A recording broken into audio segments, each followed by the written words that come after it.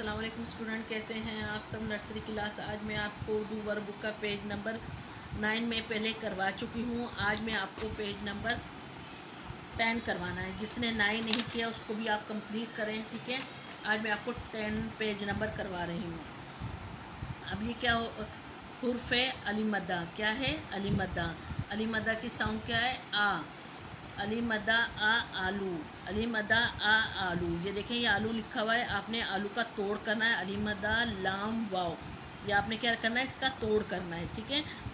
और इसी तरीके से मैंने अली मदा को की ट्रेसिंग कर रही हूँ। ये देखें, आपने इसी तरीके से करनी है आपने, ठीक है। ये देखें, आपने पहले ऊपर का मद बनाना है और नीचे का अलिफ बनाना है। इस तरह आपने ट्रेसिंग करनी है। ये पेज नंबर आपने 10 करना है, ठीक है। और सैटरडे वाले दिन स्कूल में सबमिट करवाना है। Thank you.